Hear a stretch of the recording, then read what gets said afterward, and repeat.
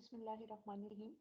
आज हमारे lecture number 6 जो है वो डिस्कस किया जाएगा design and analysis of algorithm की सीरीज़ के अंदर, जिसके अंदर हम सिलेक्शन सॉर्ट जो है उसको हम डिस्कस करेंगे और उसका एनालिसिस करेंगे। हमारे पास बिफोर स्टार्टिंग के हम सिलेक्शन सॉर्ट का एनालिसिस करें, इससे पहले हम ये थोड़ा सा डिस्कस कर लेते हैं कि हमारे पास जो कुछ इम्पोर्टेंट फार्मूलाज जो हैं वो हमें पता होने चाहिए कि जब हम अपना एनालिसिस कर रहे हों, क्योंकि मैंने आपको कहा था कि आपका जो भी एनालिसिस होता है उसको आप सबसे पहले किसी मैथमेटिकल फार्मूला के अंदर हम कन्वर्ट करते हैं और उसको कन्वर्ट करने के बाद हम उसका जो है वो एनालिसिस स्टार्ट करते हैं।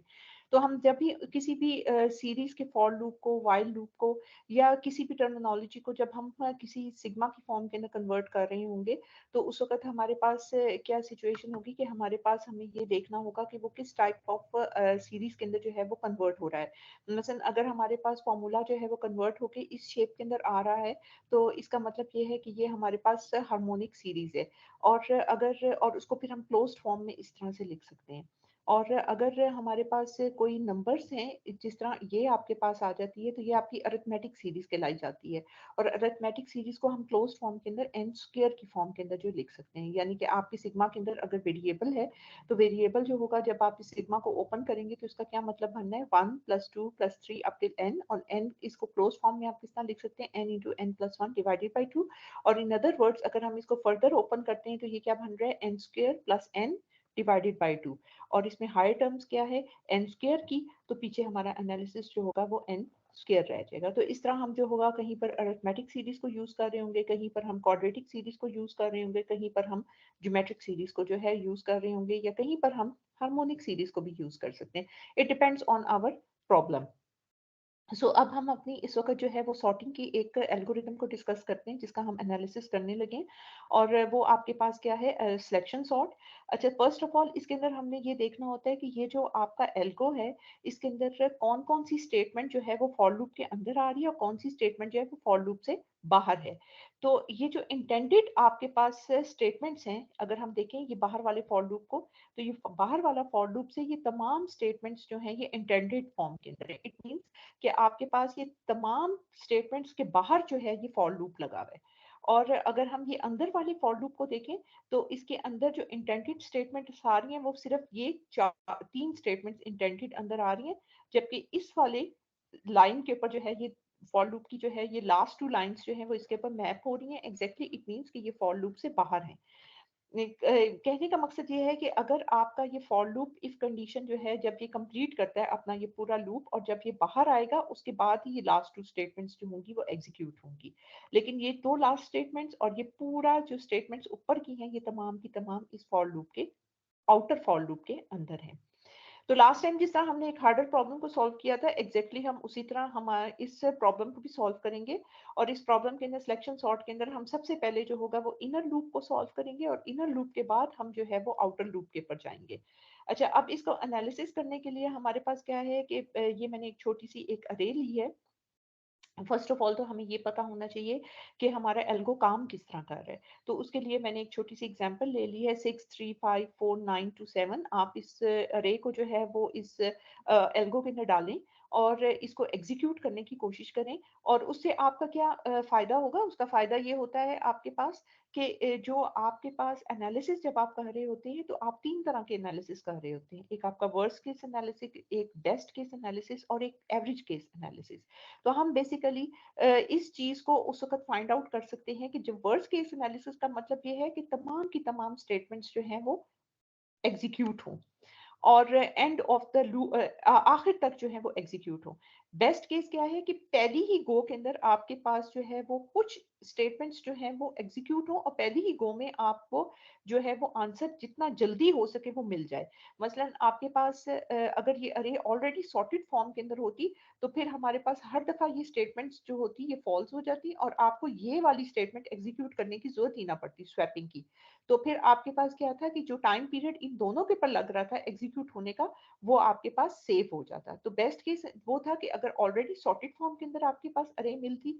वर्स्ट केस आपके पास क्या क्या है कि एक अरे अगर आपने असेंडिंग ऑर्डर में सॉर्ट करनी है और वो आपको डिसेंडिंग ऑर्डर में दे दी जाए, तो फिर डिसेंडिंग ऑर्डर की अरे को पूरा आपको सॉर्ट करके असेंडिंग ऑर्डर की फॉर्म के अंदर लेकर आना है। तो वो उस केस में आपकी ये तमाम की तमाम इंस्ट्रक्शंस जो है वो हर सूरत एग्जीक्यूट होंगी।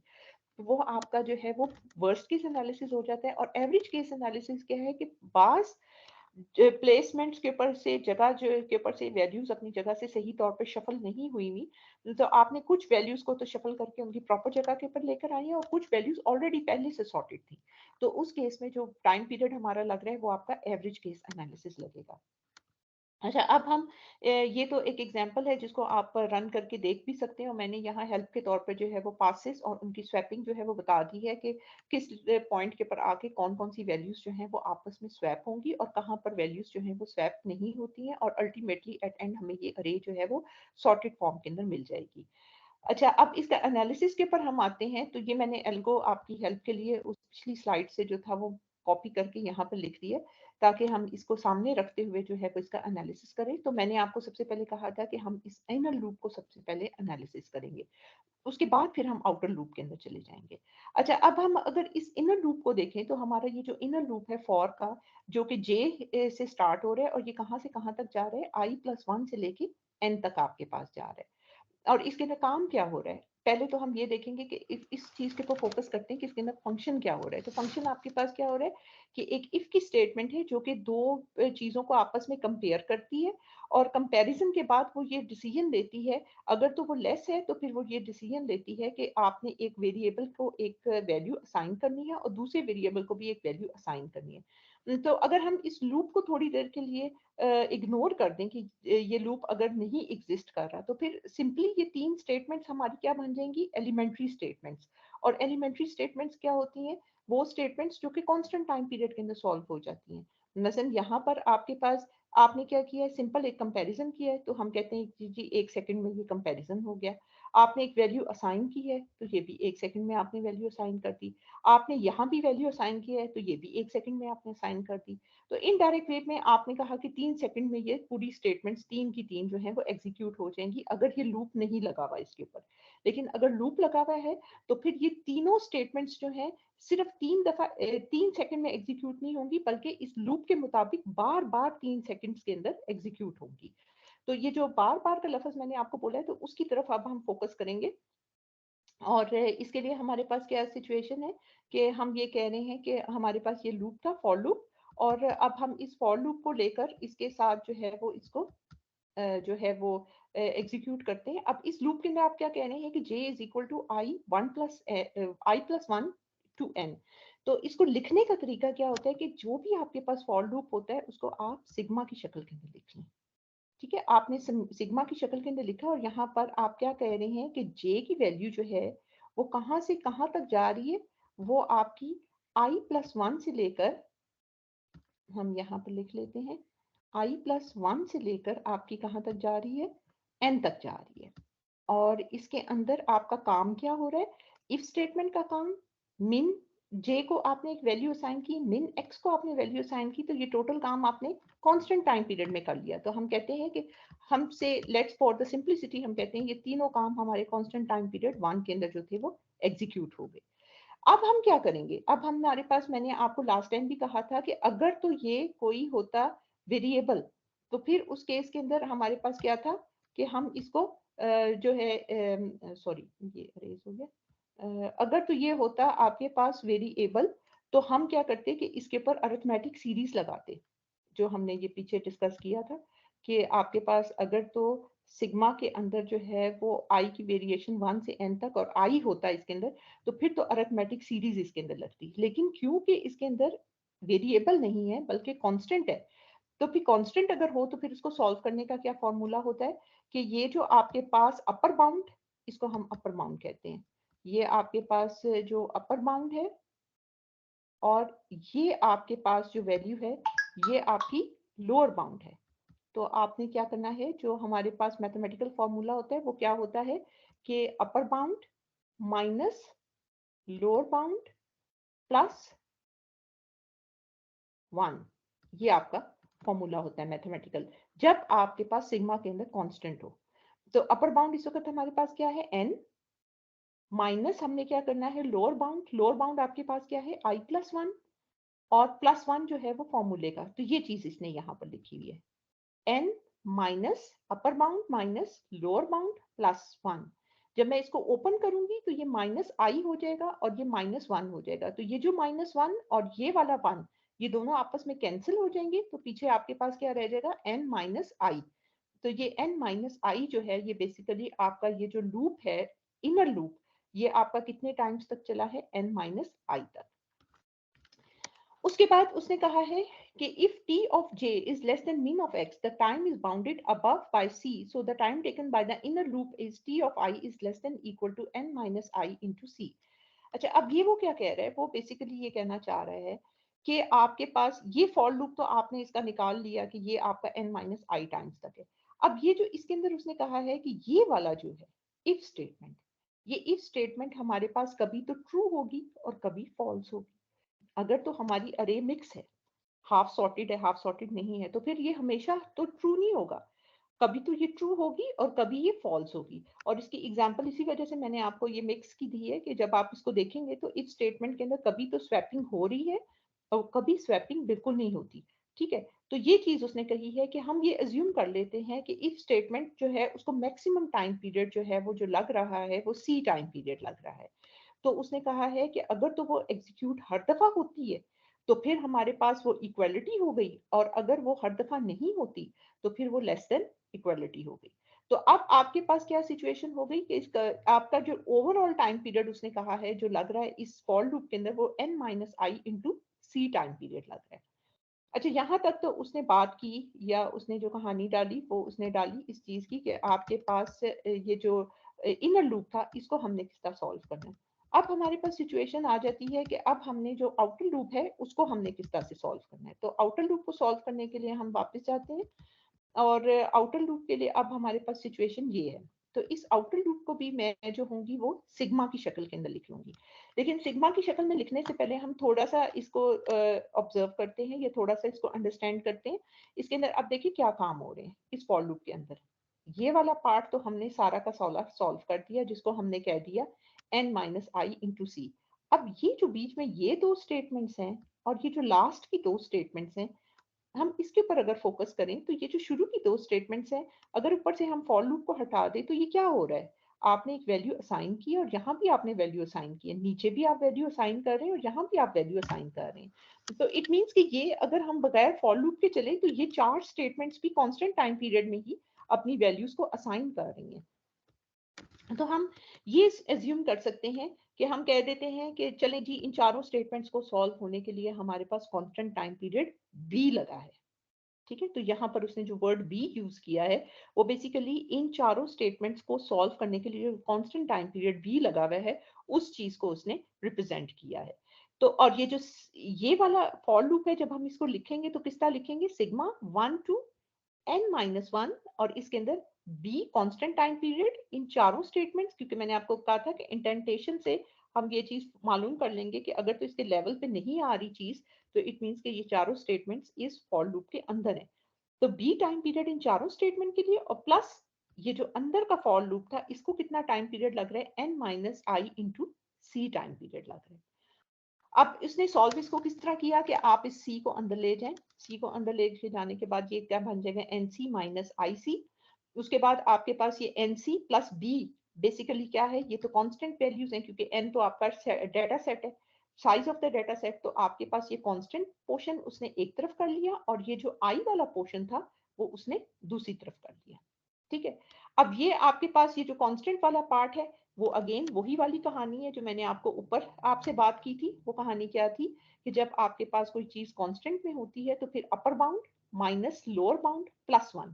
तो जब हम अपर बाउंड n-1 -1 +1 करेंगे तो 1 और -1 कैंसिल हो जाएगा तो पीछे n-1 ही रह जाएगा, तो वो n-1 into B plus C N रह जाएगा।